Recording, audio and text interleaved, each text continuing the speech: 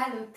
Deja au trecut aproape 3 luni de când am fost pentru a doua oară în Israel și am amânat video ăsta mai mult decât ar fi trebuit. Bravo, mami!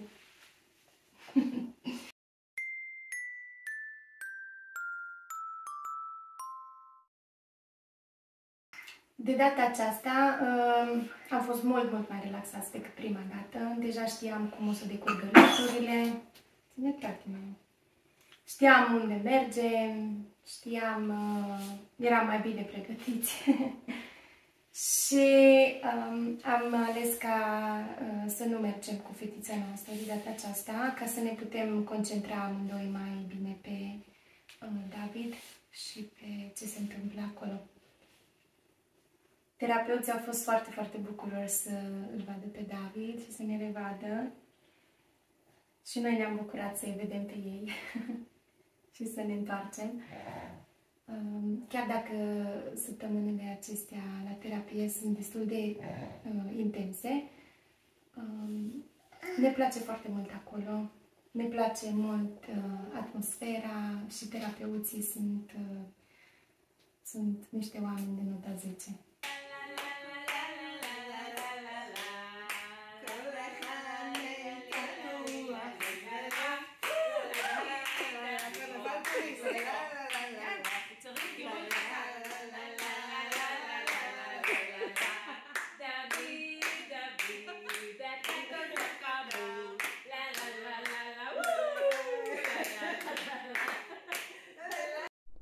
La prima întâlnire ne-au urmărit cum ne jucăm cu David și i-au evaluat dezvoltarea.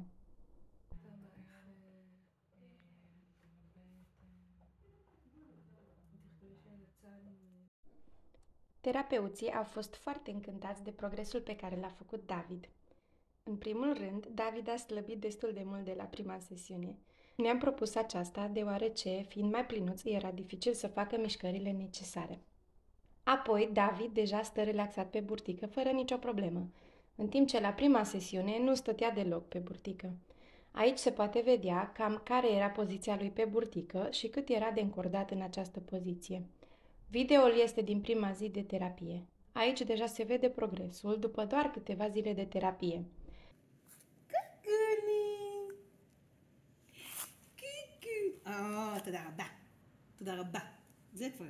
Iar aici puteți vedea progresul lui David după 6 luni de la terapie.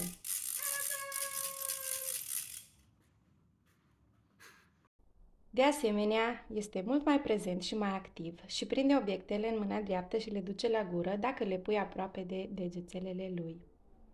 Sesiunea aceasta am lucrat pe mai multe obiective. Am lucrat în continuare la rostogoliri, la statul pe burtică, în special să meargă, să se miște într-o parte și în cealaltă, în timp ce stă pe burtică. Am lucrat și la mersul în 4 labe, la întins mâna după obiecte, la întărirea tonusului muscular, în special în picioare, ca să putem să pregătim picioarele de mers. Prin credință spunem că David o să umble și atunci noi îl pregătim de pe acum pentru acel moment. Am lucrat foarte mult și pe partea de echilibru, pentru ca David să reușească să stea în funduleț. Un alt obiectiv a fost ca el să fie mult mai activ și mai prezent.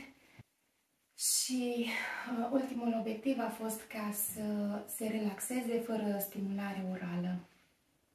Pentru a lucra la aceste obiective, în fiecare zi ne jucam cu David 6 ore, 3 ore, apoi pauza de amiază și somnul de amiază și încă 3 ore. Și ne jucam cu el și făceam activități cu el în așa fel încât să îndeplinim aceste obiective. Am început prin a folosi leagănul pentru a-l stimula să fie activ și pentru echilibru. După cum se vede, David a fost foarte încântat de leagăn.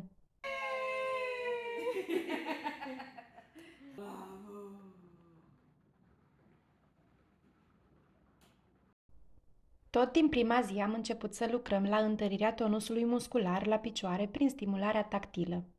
Cam asta era părerea lui despre ce se întâmplă. Aici ne-am folosit de senzația de rece pentru a produce o reacție, dar după cum se vede, reacția lui David este destul de mică. Push. Good. Push. More. More.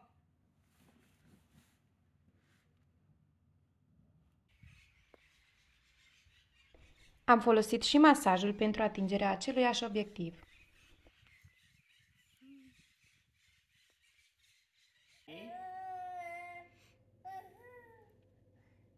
Aici este deja spre finalul săptămânii și se poate vedea clar o îmbunătățire la reacția pe care o are David atunci când picioarele lui sunt stimulate.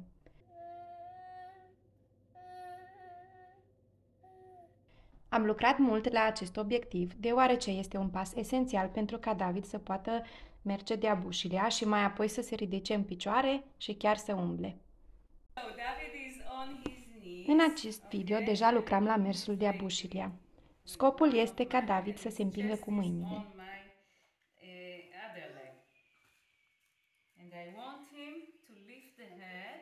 No. And push with his hands.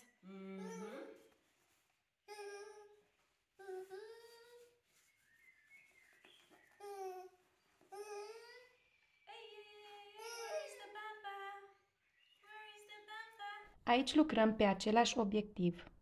David nu plânge de durere, ci protestează pentru că ceea ce face este foarte dificil pentru el. Bineînțeles că ar prefera să stea confortabil, dar cu toții știm că nu în zona de confort se produce creșterea. Știu că plânsul este un lucru greu de acceptat pentru majoritatea dintre noi și în special plânsul copilului nostru.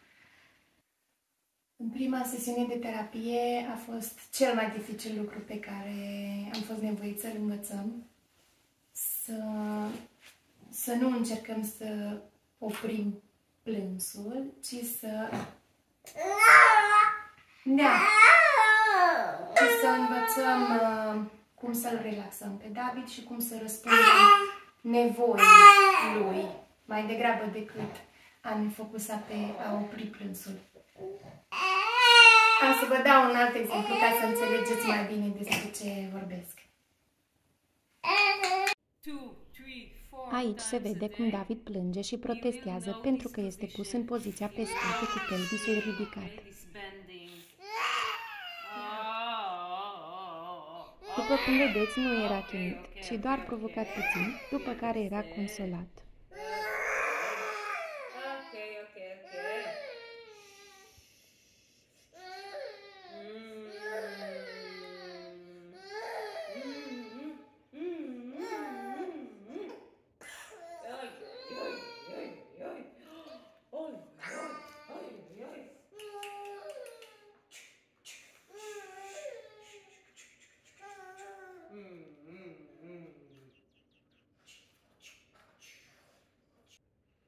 Aici puteți să-l vedeți după câteva zile în aceeași poziție.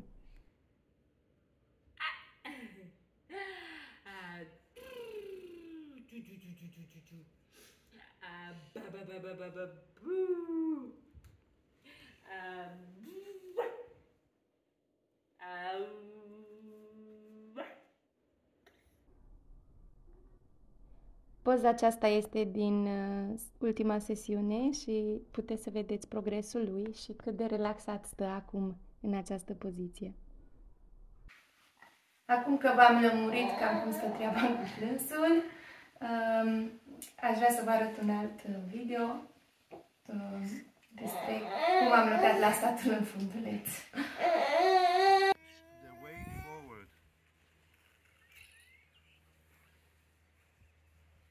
Take the weight forward because he wants to go back and I will take him forward.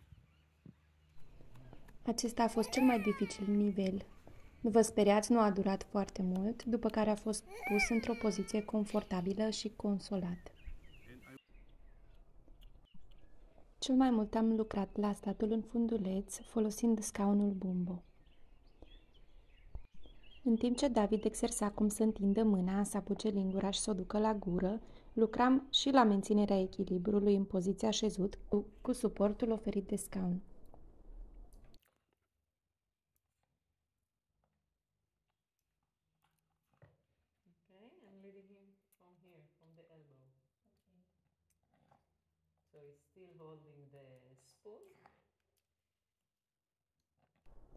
În timpul sesiunilor, relaxarea lui David a fost întotdeauna o prioritate. După fiecare moment dificil, exista și o pauză bine meritată. Am ales să vă arăt și părțile în care David plânge, pentru ca să înțelegeți că lucrurile pe care alți copii le fac în mod normal, pentru David sunt destul de dificile. El nu plânge de durere, ci plânge pentru că este greu pentru el ca să facă anumite lucruri. Inconfortabil. Dificil. Da. David are nevoie ca să fie stimulat și provocat din exterior. Fără această motivație, David nu ar fi capabil să se dezvolte singur.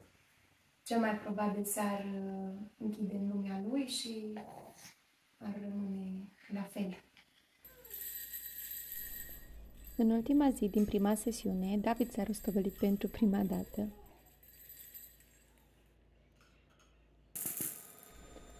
După ce ne-am întors acasă, am continuat să exersăm rostogolirile cu el. Și este un obiectiv la care lucrăm David. și acum. Ei, David.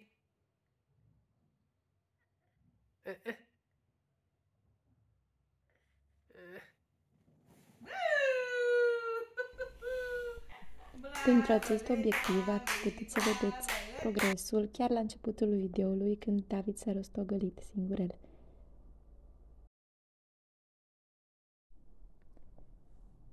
Și de data aceasta am folosit agalulul în fiecare zi de terapie pentru a încuraja statul pe burtică, pentru a stimula sistemul vestibular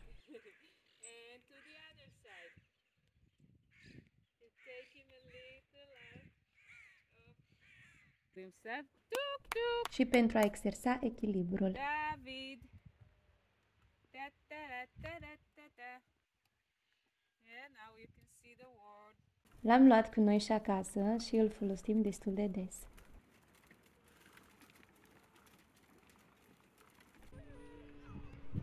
Tot pentru echilibru, am învățat un joc pe care l-am numit Superman. După cum se vede, tati a fost desemnat responsabil pentru că pe mami nu prea o țin mușchii.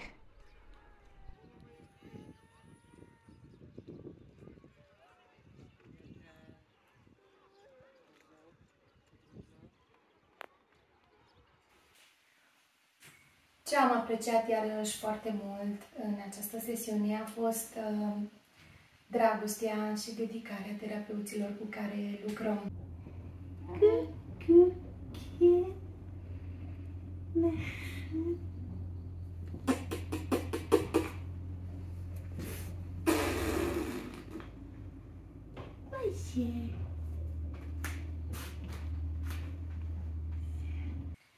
Au fost multe exerciții și jocuri care îmbineau obiectivele pe care le-am menționat la început. De data aceasta, progresele de la finalul săptămânii nu sunt așa de vizibile ca și data trecută. Însă ce am observat eu este că efectele terapiei se văd în timp. După 9 luni de la prima terapie, pot să zic că văd foarte multe efecte pe care le-a avut prima sesiune și chiar și a doua sesiune de terapie și suntem încrezători că dacă vom continua să aplicăm ceea ce am învățat și să ținem legătura cu clinica, David se va dezvolta din ce în ce mai mult și va progresa și pentru noi asta contează, să vedem că există un progres, indiferent dacă este mic sau poate pentru alții neobservabil. Pentru noi este important, având în vedere faptul că în primul an de viață David s-a dezvoltat foarte lent. Aș fi zis că era undeva la 2 luni ca și dezvoltare, ca un bebeluș de 2 luni ca și dezvoltare când am fost prima dată la terapie. Ei bine, 9 luni a ajuns de la 2 luni la undeva la 5 luni, aș zice, ca și dezvoltare. Așa că acum David este din ce în ce mai activ, Deja începe să vadă mult mai bine, să își dezvolte vederea. Ne urmărește cu privirea prin cameră, râde foarte mult râde, aduce foarte multe bucurii în casă. Aș zice că inițiază comunicarea, adică ne tot strigă să vorbim cu el și când vorbim, vorbește înapoi, îi place să-l gâdilăm, îi place să te joci cu el, îi place de surioara lui, e foarte încântat când o aude că povestește sau că râde. Deja stă mult mai bine în scaunelul lui. Folosim un bombosit pentru a-l hrăni și își ține mult mai bine echilibru, își ține foarte bine echilibru și când îl cărăm în brațe. Și suntem încrezători că în curând va putea să stea și în funduleț de unul singur. Îl prinde obiectele cu mâna din ce în ce mai bine, stăpânește deja lingurița și mănâncă singur el.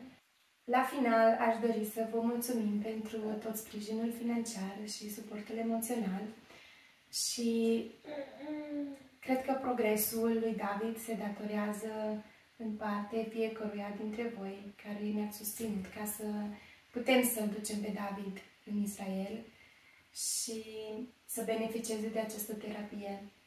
Așa că știm că vă bucurați împreună cu noi și că ne susțineți și rămâneți alături de noi ca să vă puteți bucura împreună cu noi de următoarele biruințe și victorii pe care o să le avem împreună cu David.